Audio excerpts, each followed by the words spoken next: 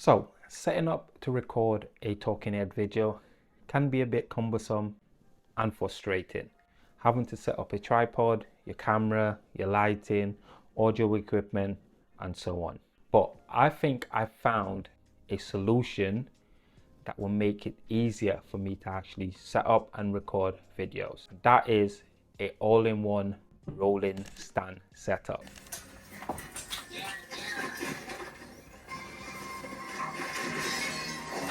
First of all, a massive shout out to DSLR shooter Caleb Pike on YouTube. I think he's probably one of the first person that pioneered this kind of idea and this setup. So I want to talk you through what I'm going to be using going forward for my talking head videos. So let's first of all talk about the stand itself. So what we've got here is a really well built stand from Newer. It's a rolling stand, so it has casters so you can roll it around the room, which makes it easier to put into a corner. So you can basically have everything all set up and ready. All you need to do is turn your camera on, hit record, turn your lights on, and you're ready to roll. I also have a set of sandbags on it simply because I currently have wood flooring, so it still kind of like rolls around a little bit, but by adding the sandbags, it just adds a little bit of weight onto it to keep it, you know, in position and kind of sturdy. Moving on to the light itself, our key light. So for our key light, I'm using a Newer MS60B. This is a bi-colored light and it goes from 2700 Kelvin all the way to 6500 Kelvin. So from like a cool tone all the way to like a warmer tone, and it's great, really good for this type of setup. It is small and compact as well, but it's also set to around about 50%, so it's not on full power. So what you will see throughout this video is the idea of this setup is to have something that is small and compact, but also very versatile in terms of usage. And then with that light, I've got a Newer, I think it's a medium size lantern softbox, which gives us that really nice soft wraparound style of lighting. And then for our kind of like fill light from below, we've got one more light, which is a Godox M150.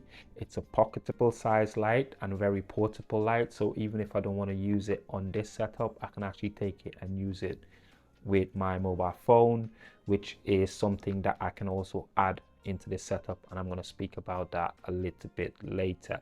Our second light is actually attached to the stand using a super clamp and a magic arm, which again is pretty versatile. So I can actually change that light and use my phone, which I can use to monitor my camera or use to have my notes. Moving swiftly on to our actual camera. If you haven't seen it already, you were probably living under a rock.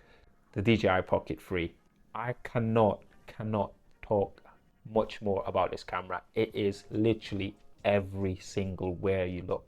Every time you open your timeline, every time you open your Explorer page, whether it be TikTok, Instagram, Reels, everywhere, YouTube Shorts, it is literally everywhere. It is the talk of the creator town at the moment. It did spike in popularity late last year. I got mine 6 months ago, so I've had mine for 6 months. I haven't actually made a full in-depth review of it, but I absolutely love it. I cannot tell you how much I love it. Every single thing that you've seen in the last 6 months on my profile has been shot with this particular camera. So I do all my behind the scenes stuff now and all my talking head setup with this camera.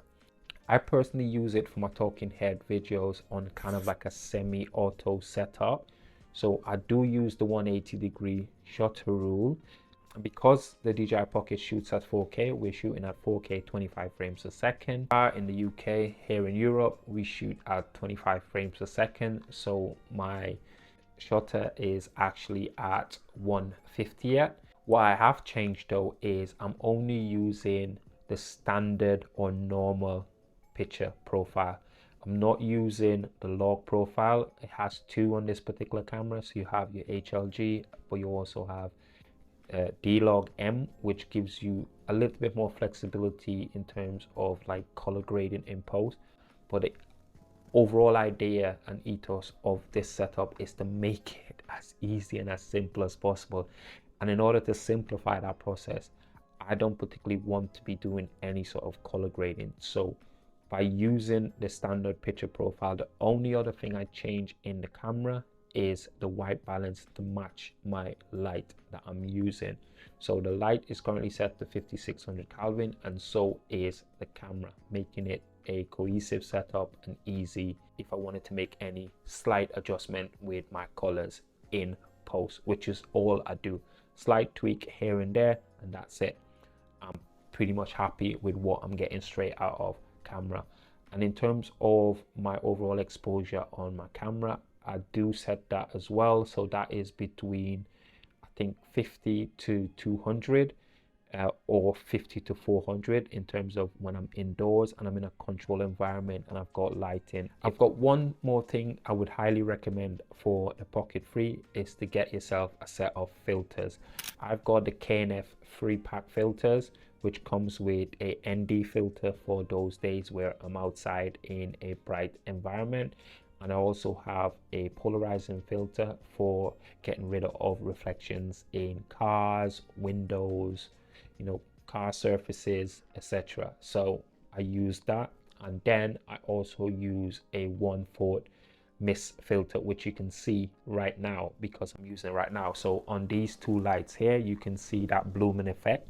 So this is what is caused by using the mist filter. It almost gives the entire image a softer look, but it blooms any highlights or any lights within the frame, and it looks good overall. So I'm pretty happy with that. So that tree set is pretty perfect for my use case scenario. Everything mentioned in the video, I will put links to it in the description, so make sure you go check it out. In terms of audio, the Pocket 3 has a DJI combo set, which comes with a DJI Mic 2 microphone, and they are fantastic and they connect wirelessly. But personally, I didn't need it because I have got a abundance of wireless microphones that I've used over the last year or so. I'm actually using one for this video right now. The great thing about this microphone, it is tiny and compact. It literally fits into this tube, which is roughly the size of a lipstick container, and it fits perfectly in your pocket. I am using one of the microphones to record this video, and you've been listening to it this entire time. So let me know what you guys think. So that is our camera and microphone setup. That is our lighting setup. Let's go to the phone now. So why would I want to change out my phone? So the great thing about the DJI Pocket 3 is that the companion app, the DJI Mimo app, you can actually use the app to make changes to the camera settings, but you can also hit record, and I can also use the app to monitor to make sure that I'm in frame, I'm happy with how everything looks. And another great thing about adding this phone to the setup is I can use the phone to either create reels as well. So I can basically swap out this camera, my iPhone 16 Pro Max, for the DJI Pocket, and again use the same microphones as well. So it makes that the setup versatile in that sense. But I can also use my phone for notes. So if I've got any notes or any scripts or anything, I can use my phone.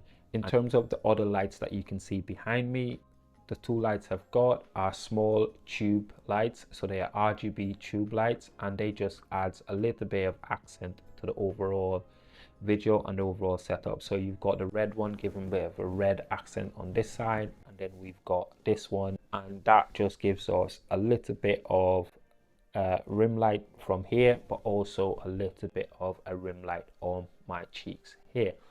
But yeah, that is my entire rolling stand setup. If you guys would like to check out any of the items that is mentioned, I will put a link in the description below, so make sure you go check it out, and I look forward to sharing more videos with you guys. Thank you very much for watching, and I'll see you in the next one. Peace.